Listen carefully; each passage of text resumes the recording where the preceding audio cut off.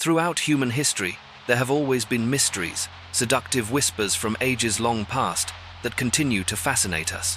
Imagine ancient civilizations wielding technologies so advanced that, today, we would call them nothing short of magic. Right now, it feels as if we're entering an era where we're trying to reverse engineer those mysteries.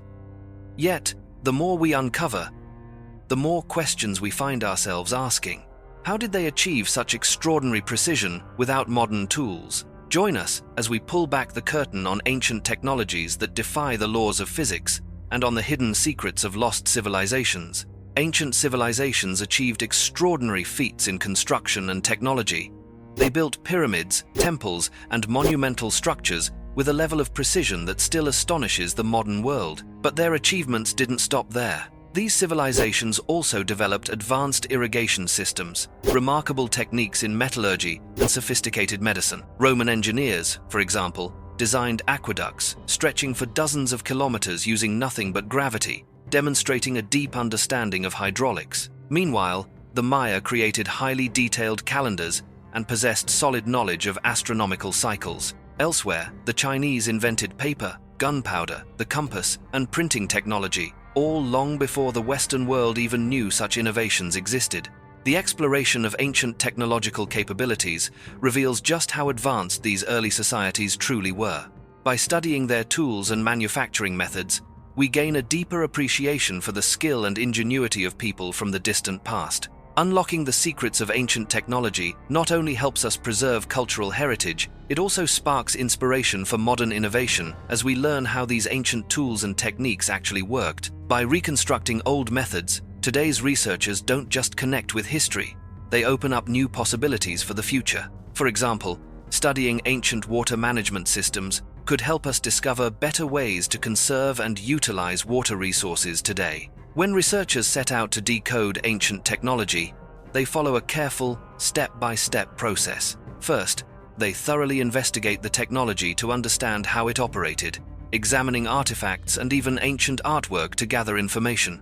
Next, they attempt to reconstruct the technology using modern materials and tools. This detailed process reveals the challenges ancient people faced, and at the same time, it showcases the incredible creativity of those cultures.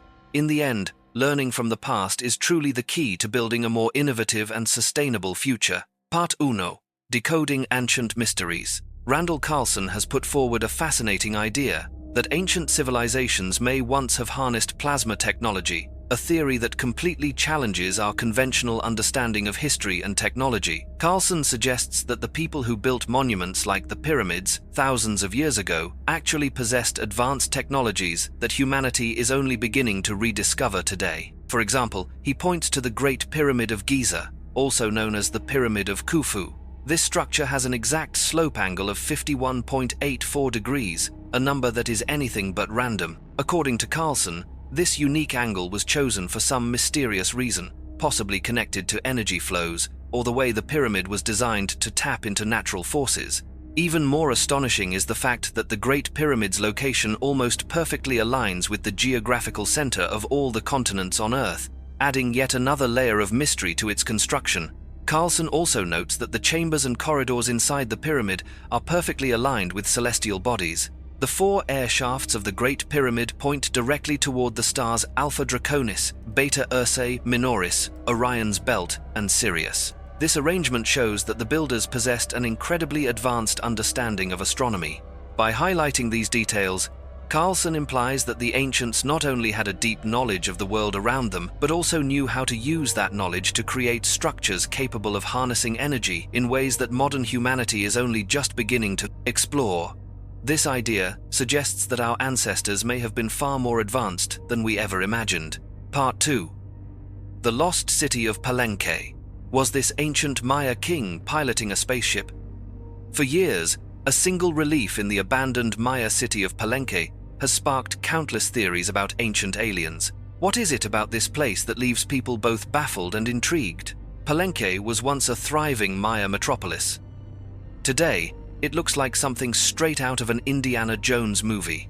Set atop a lush hillside in the Mexican state of Chiapas, Palenque isn't just a beautiful ruined city, it's a spectacular showcase of ancient engineering There's a palace complex with vaulted corridors, stucco murals, steam baths, and even a granite toilet complete with a running water system. Even though we tend to think of plumbing as a modern invention, the Maya had it back in the 7th century. One of Palenque's most famous structures is the Temple of the Inscriptions, where the Maya recorded 180 years of history and a list of their kings directly onto the stone walls. If only every civilization had done the same, archaeologists today would have a much easier job. The most famous name on that list is Kinik Janab Pakal. Crowned at just 12 years old, he ruled an entire kingdom, while most kids his age would still be watching SpongeBob. He reigned from 615 to 683 AD, in an era when the average life expectancy was barely 30. Pakal was exceptionally sharp and intelligent, guiding Palenque into a golden age of construction and the advanced waterworks I just mentioned. His palace was a marvel of engineering, so finely built that modern researchers are still amazed by it. So, how did he do it? The Temple of the Inscriptions is where Pakal was finally laid to rest, a tomb he designed for himself. After ruling for so long, he had plenty of time to prepare everything. This is an 8-tiered pyramid with its entrance at the top, and his burial chamber lies about 25 meters deep inside. His sarcophagus is massive, weighing in at 20 tons, and is topped by a 5-ton stone lid. The city was rediscovered in the late 1700s. But it wasn't until the 1950s that true exploration began. Mexican archaeologist Alberto Ruz Luilier, while excavating and recording the temple, discovered a hidden floor covering a secret staircase clogged with rubble. It took him 4 years of persistent digging, but he never gave up. In the end, he finally squeezed his way into a burial chamber deep inside the pyramid and found the untouched tomb of an ancient king. It was a discovery on par with finding King Tutankhamun's tomb in America. Pakal was buried along with numerous men and women who had been sacrificed to accompany him into the afterlife.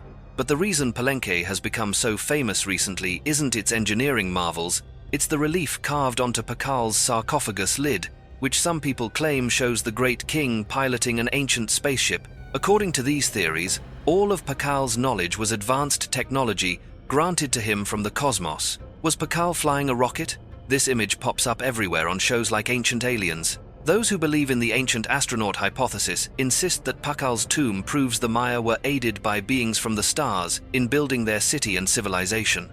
But perhaps we've been looking at this all wrong. Most people view the image horizontally, but it's actually meant to be seen vertically. If you rotate it, you'll see the king lying on his back, gazing upward, reaching toward what looks like a tree of life. The surface of the sarcophagus lid is covered in ancient symbols of gods, sacrifice, and the Maya underworld. Pakal isn't launching into space, he's shown underground, representing a life fully lived. But most of us never understand the true meaning behind these symbols, because we're too captivated by the image of a spaceship. No matter how you look at it though, Palenque still holds some of the most fascinating secrets of the Maya civilization. Part 3. Vortex Energy and Ancient Engineering. Randall Carlson also introduces another fascinating concept: vortex energy. Vortices are natural phenomena that can be observed in tornadoes, swirling water currents, and even the way galaxies spin throughout the universe. Vortex technology involves harnessing the spiraling motion of energy for practical purposes. Scientists and engineers continue to study vortex phenomena to better understand their underlying principles and explore ways to apply them in modern technology. Carlson theorizes that ancient civilizations may have fully understood, and even applied, the principles of vortex energy in their monumental architecture, such as the pyramids.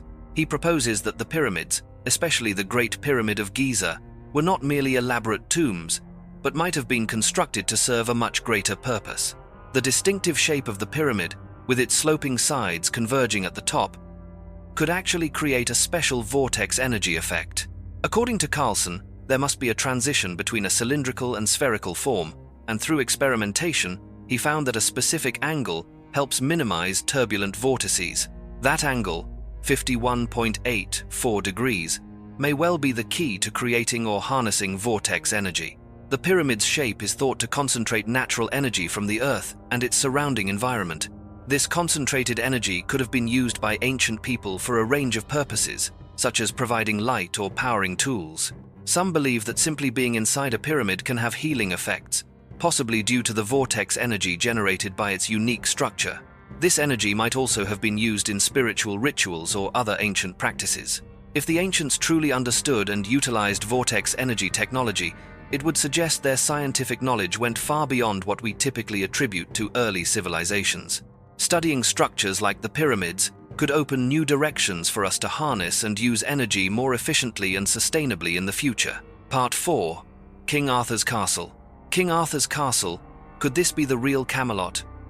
Archaeologists have just uncovered the ruins of a royal palace dating back to the Dark Ages in Cornwall, England.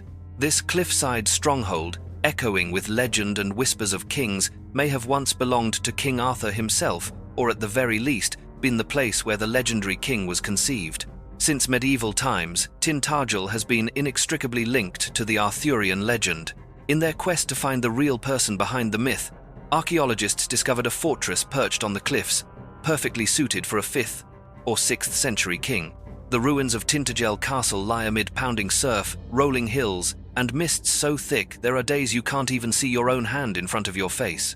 According to the 12th century chronicler Geoffrey of Monmouth, Arthur was conceived at Tintagel in a clandestine affair between King Uther Pendragon and Igraine, the wife of Duke Gorlois of Cornwall. In the legend, it was the wizard Merlin who helped Uther disguise himself to be with Igraine, fulfilling a destiny to unite all of England under a single king. You can find this story in Geoffrey's History of the Kings of Britain, one of the most important books written after the fall of Rome. Researchers have found walls over a meter thick, slate floors, and numerous outbuildings, all proving that this was once a true castle complex.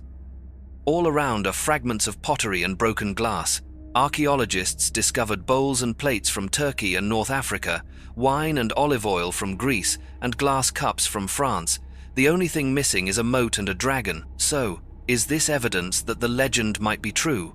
Could this really be the birthplace of King Arthur? This is the first time in England that such structures have been found right in the heart of the Dark Ages, the very era when Arthur is said to have wielded his legendary sword, Excalibur. It was once thought that Tintagel was abandoned at the time Geoffrey claimed Arthur was conceived there, but archaeologists have now found abundant evidence of life, meaning Arthur really could have been born here, just as Geoffrey recorded. So, what happened to this place? Why, just a few centuries later, was the castle abandoned? And why did everyone leave their bowls and dishes behind? Scientists haven't found any evidence that Tintagel was destroyed, so conquest seems unlikely. Perhaps the site was struck by disease, forcing its inhabitants to flee. While the Cornwall archaeology team hasn't yet found Arthur's sword, they have provided a crucial snapshot of the period. There really was a ruler commanding a fortress in what is believed to be Arthur's homeland, just as the legend says, about 1,500 years ago. While it might not be Camelot, since Arthur was only a child then, this discovery makes it even more likely that the legend is rooted in more truth than most people realize. Part 5. Forgotten Cities on the Silk Road. Think your last weekend's hiking trip was epic? Imagine climbing the mountains of Uzbekistan and stumbling upon a medieval city buried in someone's backyard. It sounds like a joke, but it's real.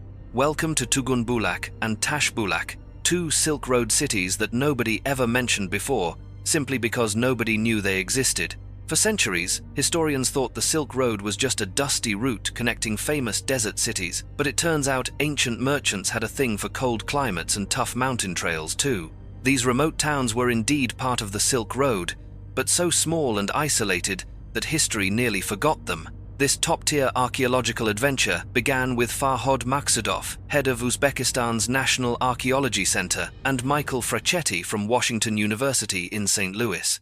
The two formed an unexpected archaeology crossover event. With the help of LiDAR technology, Farhod and Michael discovered Tugun Bulak, a bustling city perched more than 1,800 meters above sea level. The best part? It all started because a local official happened to find a strange pottery shard in his backyard. The archaeology team came to investigate and realized his house was built right on top of a medieval fortress.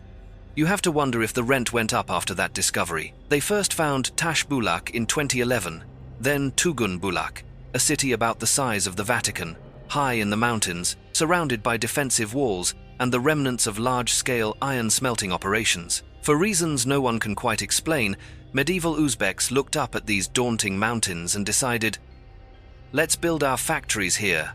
The mountains were rich in ore, and they needed strong fires for processing iron. Doing metallurgy on the mountaintop was actually genius, since the fierce winds worked like free industrial bellows. These people were working smart, not just hard, long before that became a modern catchphrase. Unfortunately, they didn't foresee the destruction their own success would bring. Large-scale iron production required fuel, which meant cutting down mountain forests, resulting in floods and ecological chaos. So, could you survive living on a mountaintop like that? Or would you prefer to stay down low, away from windstorms and landslides? Part 6.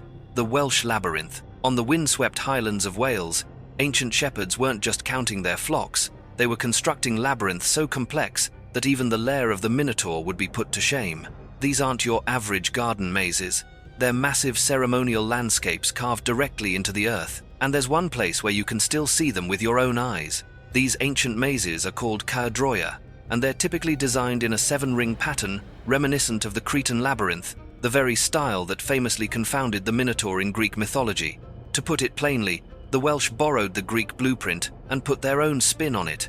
People would perform ritual dances as they made their way through the labyrinth, though they weren't getting lost among towering hedges like in the movies.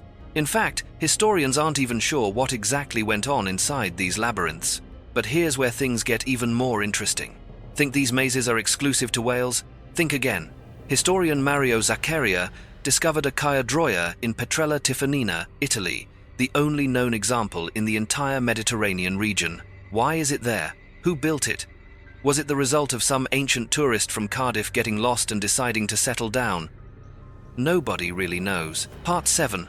Doggerland, Europe's real Atlantis. Once upon a time, long before the Romans appeared, there was Doggerland, a lush, entirely real landmass that is now completely submerged beneath the waters between Britain and mainland Europe. You could call it Europe's forgotten child. I wish I could tell you that Doggerland was a fairy tale kingdom ruled by mermaids or alien kings, but the truth is much simpler. It was home to Mesolithic hunter-gatherers, living peaceful lives on rolling grasslands until their entire world was swept away by the sea. Ironically, this happened right around the same time as the Great Flood described in the Bible, about 1,200,000 years ago, at the end of the last ice age. Back then, the North Sea wasn't a sea at all, but a vast expanse of gently sloping hills.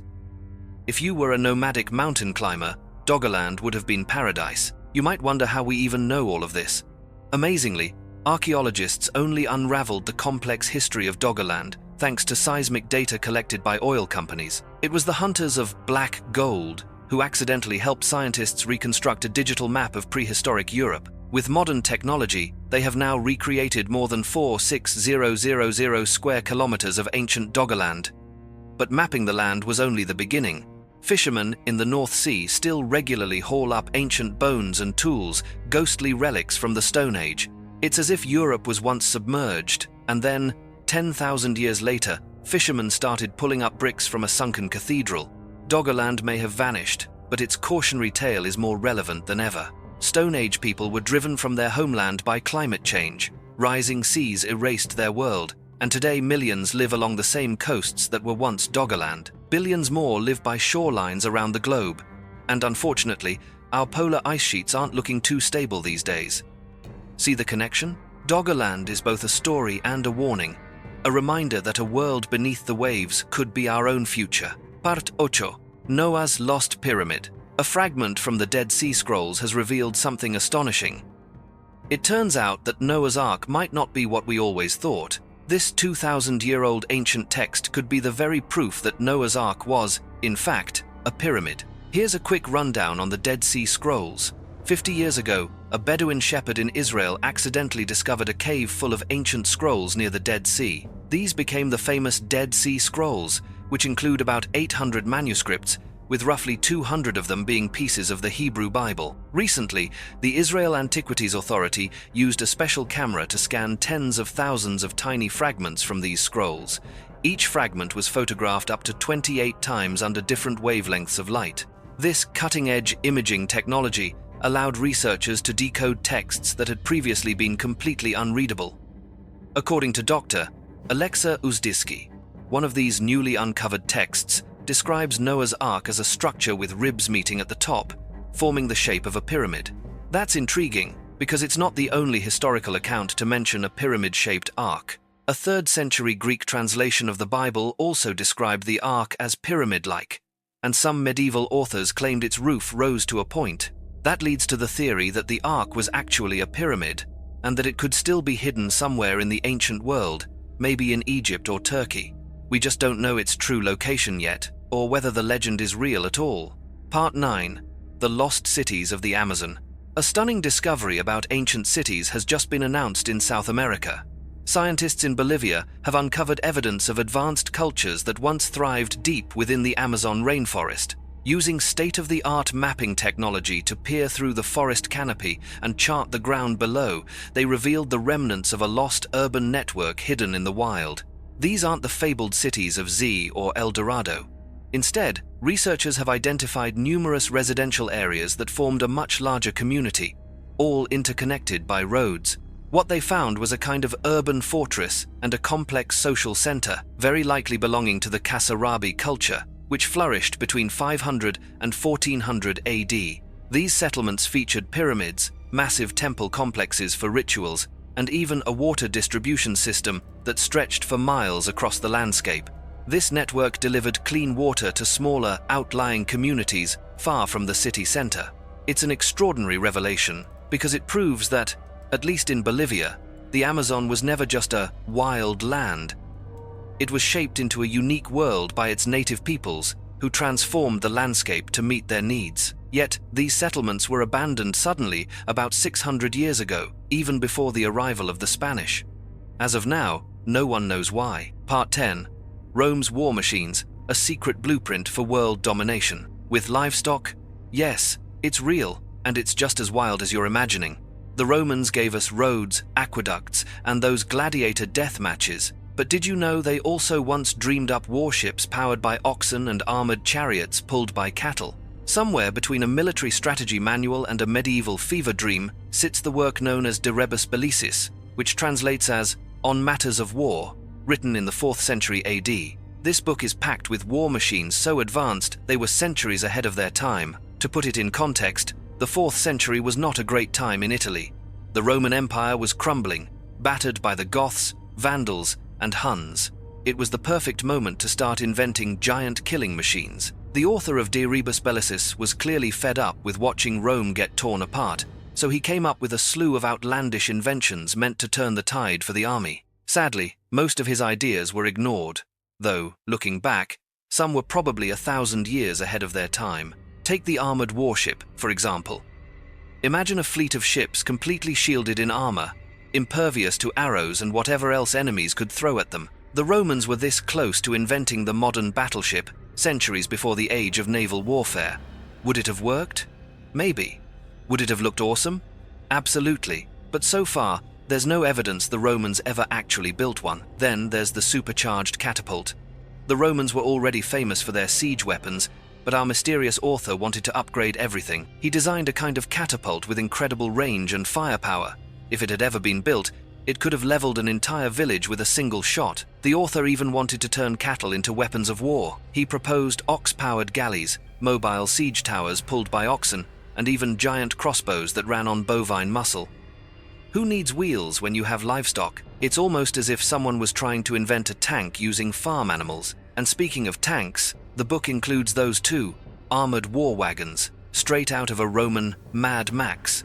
These rolling fortresses would have allowed archers and infantry to fight from behind mobile, armored walls. Not only would this protect the soldiers from enemy fire, but these machines could also serve as mobile bases right on the battlefield. Part 11. The ship Syracusia. Syracusia was said to be the largest transport ship of the ancient world, so gigantic that it couldn't even dock at Sicily after it was completed in 240 BC. According to legend, the ship was designed and overseen by the genius architect Archimedes, the legendary mathematician and physicist.